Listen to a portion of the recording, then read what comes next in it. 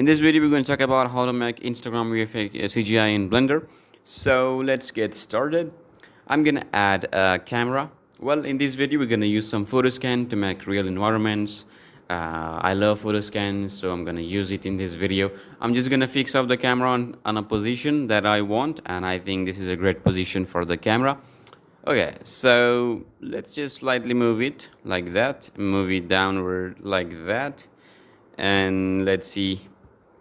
Okay, turn off camera to view. Okay, so on Sketchweb, I found some of the model of landscapes. Let me just search for it. Go to Sketchweb and search for ground photo scans. You will find a bunch of them. They're real, They are photo scans from real life. They're not been modeled by an individual, but in fact, in 3D, like they are photo scanned from a real life, so they have real textures and real lighting, and I really love them because they are real. No one can model this sort of detail, and if you try to model it, it's going to take you ages to complete. So I'm going to put the link to every single photo scan that I'm going to use, and I found a collection of photo scans that is really amazing. I will also give the link to the collection, and you will be able to download model. I really like that one because that is very detailed, and as you can see, if I zoom in, you can see there's so much going on. And if you look at those cliff, they are looking amazing. Download it in GLB and AdCare version because GLB have texture from pre-ready textures, like pre-applied textures. I like that one for the main scene, and I downloaded this one because there is a river, not a river, a lake in between, and I think that one is also amazing. So I will surely put the link to every single one of them that I'm using in this video. Don't worry about it. I'm saving them one by one into a favorite list so I can use it later on for the links to you. Okay, so right now we are in Blender. Let's import those the GLB formats that we just downloaded from Sketchweb. As you can see, this is the model that we just downloaded. If we just clear the parent by hitting Alt P, and now what we can do is if we just let me just, okay, give me some time. Okay, so we're back. Let me just go to solid material view. As you can see, it is very amazing. I imported another one. I'm gonna join them by hitting Ctrl J and Alt P to separate them from these empties.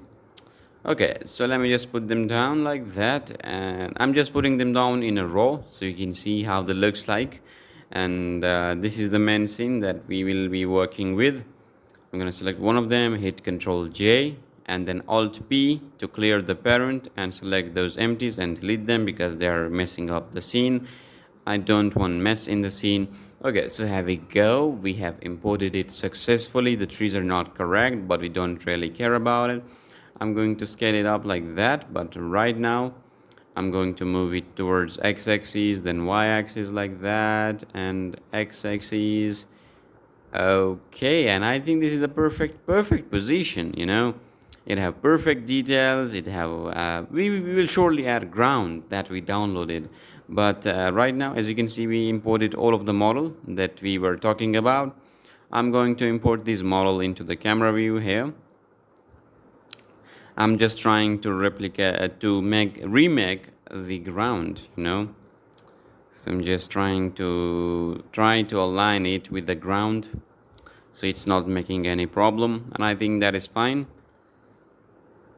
I'm gonna change the cycle, GPU compute. I'm gonna add an HDRI. I'll put the link to the same HDRI in the description down below if you want to use it because I loved it.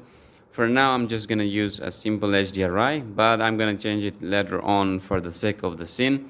I'm just trying to see how it looks like in with lighting, and I think it looks fair. I'm just gonna hit Ctrl T on the environment texture in world, and as you can see, if you rotate the light, and I think that is fine. Okay, so what we gotta do is we need more assets. Like, it's very big. Don't want to be very big. If it's big, the pixel is gonna look very bad. I'm gonna duplicate it. I'm gonna hit S-X to flip it, Maybe I can rotate it slightly on x-axis like that. I'm just trying to place it on a right spot, and I think that is a perfect one. I'm going to rotate it on z-axis. I'm gonna move it towards x-axis, and yeah, that is fine. I think it's adding so much into the scene, and this is what we wanted, brothers. Okay, so here we go. I'm really sleepy right now because I've not slept for 20 hours right now, working straight forward. Okay, so right now I'm just trying to rotate it on x-axis like that and trying to fix it. Okay, yeah, that is totally fine. By the way, you can use any photo scan that you love. I'm not gonna limit you. I'm not gonna tell you that you just need to follow me and do whatever I do, because never follow anybody. Just follow yourself, and that's it. Okay, so right now I'm just trying to rotate it and try to fix the ground issues and try to make them high quality. Maybe I just duplicated this one and move it towards that axis. Yeah, just trying to cover up the landscape with those photo scans, because they're high quality enough that can bring the realism into it. And yeah, I'm just showing you that using photo scan is a great thing in order to make realistic CGIs. If you really try to make it in 3D by shadows and displacements, you're gonna suck at there, because they are complex right now. As you can see, the details on those whatever what it's called, cliff. Yeah, the cliffs are very detailed, and I'm gonna move the bigger one to the back side like that. I'm trying to rotate it to get something that is looking fine. I think I'm gonna move it, and I will add a sun in between those two shit. Okay, so I'm going to move it towards y-axis. Right now I'm going to select this one. I'm gonna scale it up. Also mountain things, having some cliff on the peak of it. I think I'm gonna select the camera. I'm gonna make the ending clip to 10,000, so we can see the faraway objects in the camera view. Okay, so what I'm gonna do, I'm gonna save the file, because if you don't save it, you're gonna lose your progress, and it's gonna make a huge problem for you. Okay, so let me just select this one. Shift A, cursor to select it. I'm going to add a cube. I just want the scene to be not very, take time to render. So I'm trying to remove the remaining part from the landscape. So I'm going to select the cube, then the landscape, then hit Control. You can also click Control minus if you turn on boolean in add-ons, but if you don't, you can manually add booleans into the landscape in the modifier tabs. So okay, I'm gonna select them and I hit Control C. As you can see, it's added a boolean modifier by default. I'm gonna change it to fast, and as you can see, it's removed it. I'm gonna apply the modifier into it. I'm gonna do the same for the other side as well. I'm gonna go to top view and I'm going to rotate it, so we just have things inside the camera, and we will remove the trash sides that are not visible in the camera. So I'm going to select the cube, then the landscape, then Control C, or you can also add the boolean modifier manually to the landscape, and as you can see, and select the cube. I'm going to click fast. As you can see, it's going to remove this thing. I'm going to apply the boolean modifier. I'm going to delete the cube because we don't really need it, and as you can see, it's amazing. I love it. Okay, so I'm just trying to select this one, and I'm gonna move it right here. I'm gonna scale it down so we get some smaller cliff in the camera view like that. Yeah, I think that is looking fine, and yeah, that's in fact this workflow is used in Unreal Engine. They use it now. We get EV 2.0, which can just do same as same as Unreal Engine. So if you use photo scans and EV 2.0, you are in fact in Unreal Engine but using Blender, because it's the same workflow that Unreal Engine user use. So this is the HDRI that I'm going to use. I just imported it, and as you can see, it's already looking very cool. I'm going to hit Control B and select the camera view so we can only focus on the camera of the scene. We're not being distracted from to other stuff. And you can increase or decrease the strength of the background. You can rotate it like that if you don't want. I'm gonna create a cube, and I'm gonna go to world. I'm gonna click new. I'm gonna remove the principal base diff. I'm gonna add a principal's volume shader. And if you go to render view, as you can see, everything is black. It's because the density is very high. I'm going to make the density to 0.01, which is a very low number, but it's still not gonna look cool. So I'm gonna make it 0.02002, and it's going to be visible. You can change the color of the mist to something else, but I think I'm gonna make this thing like that. I'm gonna make it 0.003 maybe. And I think if I go to world setting, I'm just trying to rotate it slightly so it comes in between those two cliffs. Okay, something like this with a higher strength of 0.08, because we need some light in the scene that is going to light up the scene. I added a huge plane behind the camera to reflect the light. To refract. No, to reflect the light into the landscape. Because if you add a plane into it, it's going to look really cool. Like for example, if you don't have any object behind it, it's not going to look dark. But if you do have any object or a mountain or something, it's going to look dark. So if you add a plane into it, it's going to add this sort of detail into it.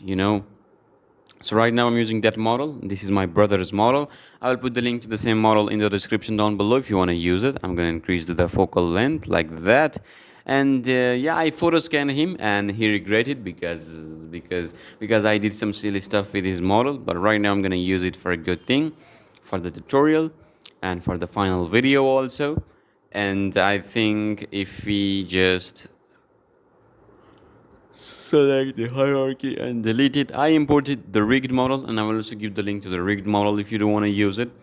I rather want you to use anything else, because if you want to use the same model that I'm using right now, it's going to look bad because the model is not accurate as it. Okay, so in pose mode, I'm just trying to move the bones wherever they needs to be. I'm just trying to rotate them like that, and I'm just trying to move them something like this, and maybe just slightly like this. I will fix it later on, but right now, for the sake of the composition, I will try to just slightly rig it, slightly pose it, so we can see what is going on. So right now the scene isn't looking really great.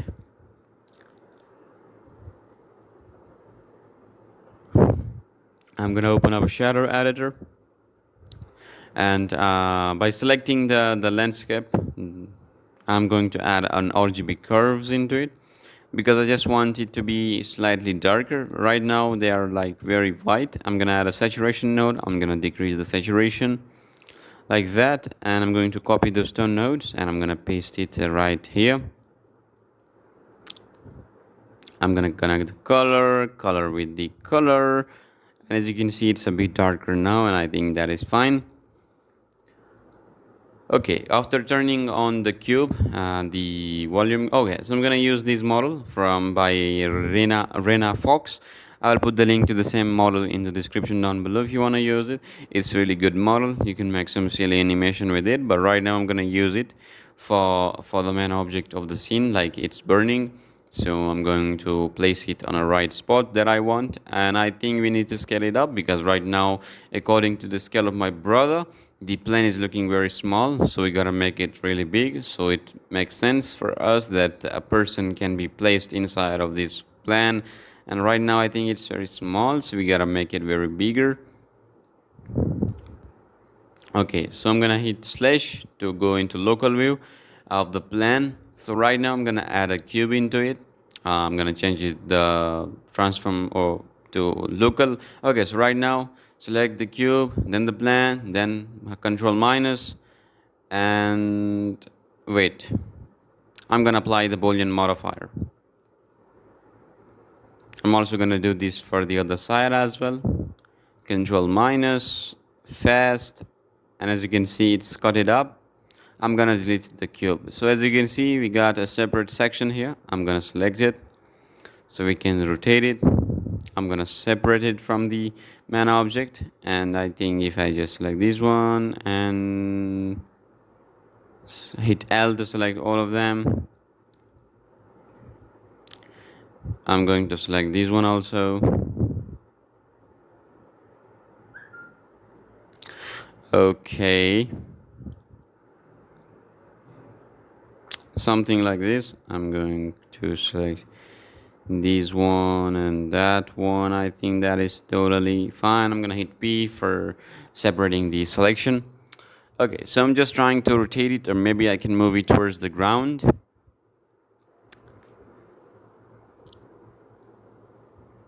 Okay, so I'm gonna rotate it like that. I'm going to rotate these also. I'm not gonna rotate it, I'm gonna move it upside because it's broken into pieces, and this is what we can add into. This is what I wanted, you know. I was not doing it for in vain, you know. Okay, so I'm just trying to place things around. Okay. Okay, I'm gonna add a cube. I'm gonna place it here. Maybe I can scale it like that.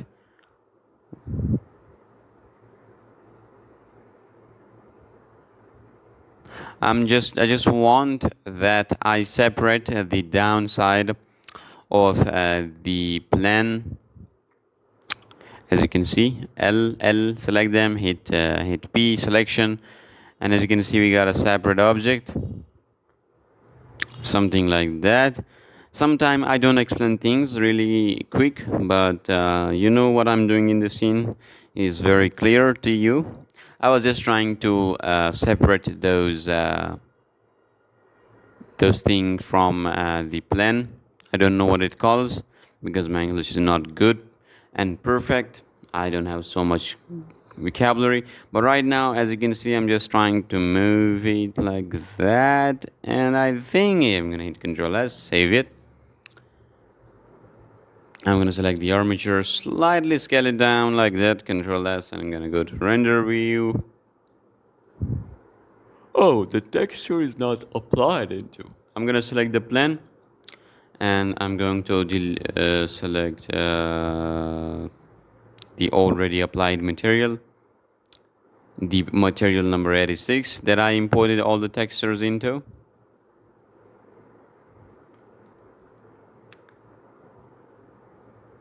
If you download the FBX format of the plan, you will not get the texture from the beginning. If you download the GLB format, it is going to download all the texture with it, and you don't need to reload them. So right now, as you can see, we got a darkish scene right now, and okay, I changed the resolution to an Instagram size, 1080 by 1080. I just slightly increased the focal length, slightly scaled up the model, slightly rotated the sun, and if I go to render view and see how does it feels like, I'm going to save the file so we don't lose any progress.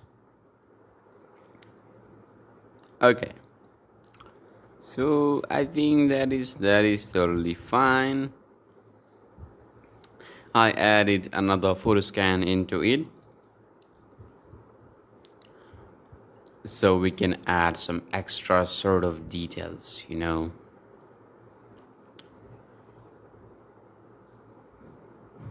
Yeah, that is fine. If I go to material view, as you can see, we got something really detailed down there, and I'll put the link to the same one in the description if you want to use it. I think it's really great. I'm going to select this thing. If I go to render view, it's going to look very cool, you know. I'm gonna make the strength to 0.2, and I think that is already looking fine. Okay, so right now what we gotta do, I'm going to select the plan, slightly move it towards that axis so it's not very in the middle, you know. I'm gonna save it. Okay, so I'm gonna use an add-on called Chaos. I'm gonna put the link to the same add-on in the description if you want to use it. It's a great add-on for making explosions and fire. So what I need to do, I'm gonna hit enter extras. I'm gonna click smoke plum, leave everything by on default. Okay, so right now I'm gonna add an sphere, I think. No, an icosphere. And I'm going to go to edit mode, F3, randomize, search for randomize here, and change the values to randomize the icosphere, something like this. So we're going to add a plum into it. So under chaos, under extra, click smoke plum, and then click smoke plum here. It's going to add a domain object and a man object that is going to emit the smoke and fire. And I think if we just click wind pulse and click wind pulse, it's also going to add a wind for us if you don't want to use it. I'm gonna point this towards that direction because in fact it is working on that way. And I'm going under the domain settings, I'm gonna make the resolution division to 156, and I'm gonna click noise so we get so much detail into it. Change the type to all from modular, and I'm going to select a location for the cache to big. I'm gonna select the same location as we did for the blend file. Create a new folder, call it cache from chaos, maybe. Select it and hit accept. And now you can change this, but I'm gonna leave it at unicache. I'm going to click back all. It is going to back everything. But before backing it, I'm going to place it on a good spot. I'm gonna click back simulation. It started baking it. I'm going to, yeah, it's taking so much time. I think you need to wait for this for a decade if you don't have a good system. Okay, so after baking it, I escaped, I think, yeah, because I wanted to change the direction of the wind to be that direction, okay? So it was not facing the right way, and I think now it is totally fine. I'm gonna select the flow object and then the domain object, I think, yeah. I'm gonna move it up, something like that. I'm gonna move it towards y-axis because we have more space to work with. I'm gonna change, maybe I don't change anything. I'm gonna change the frame start to -50 and the ending to 120. And I'm gonna make it -30, maybe you can make it, because it is rising, the smoke is rising.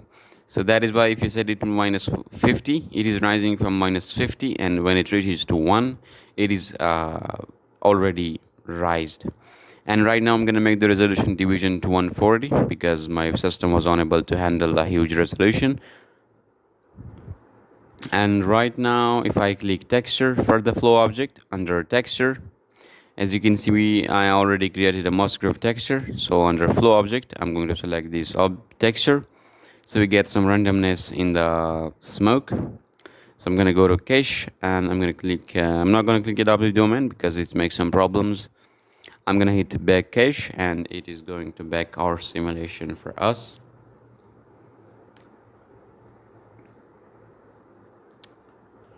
Okay, so when it's completing, I'm going to pause it and I'm going to restart it. As you can see, it's already created a material for us.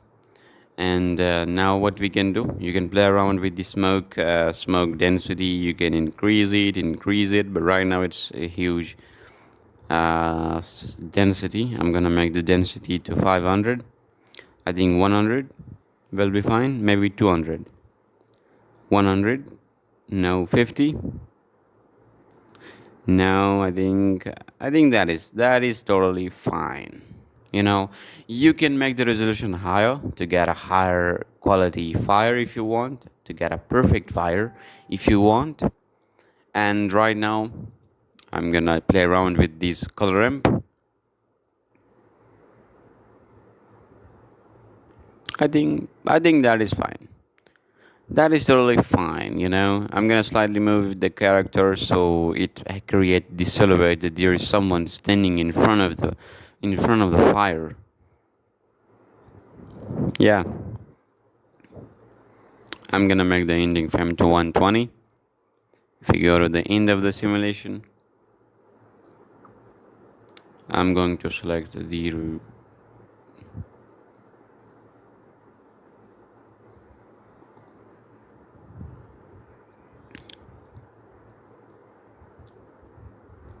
I'm just trying to play with the values that we have, like the flame brightness.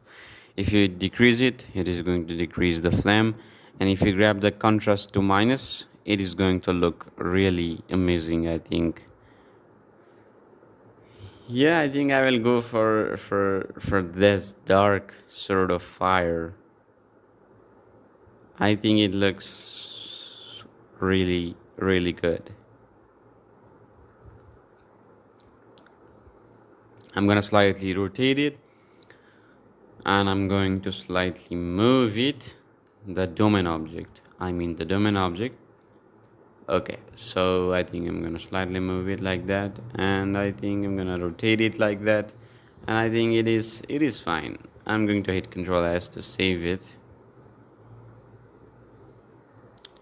Okay, so right now it is rising like that.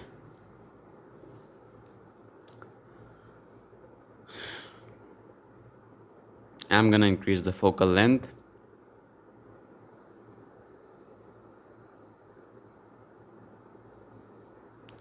I'm going to slightly move up, just a tad on y-axis, x-axis. In fact, change it to linear. Its animation, I just slightly moved the camera towards the character with a very subtle speed, so it's not very fast. I'm gonna make the max samples to 50, and I'm gonna turn on motion blur. Under path, I'm going to select a path to render out the final thing. Accept it, and I'm gonna change it to FF MPEG video. I'm gonna change the container to MPEG 4, and under view, okay, Control S and save the file. If I tried to render out the image, it will render out in a huge time because we got some simulation in the scene and also some high quality assets from Sketchweb. I'm going to pause it so you don't wait for these to finish. So right now, as you can see, it's rendered, and now you can composite this thing inside of After Effects or DaVinci Resolve or Nuke. Okay, so under compositing, I'm going to click use node, and I'm going to add an output node, which is a Weaver node. I'm going to add a filter, a glare node, and as you can see, it's already something. I'm going to duplicate this object and change the type to fog glow, and as you can see, the sun is already looking really cool. And yeah, you can play around with different values, the threshold value, and I think it does look really good. You need to just do compositing inside other compositing software like After Effects.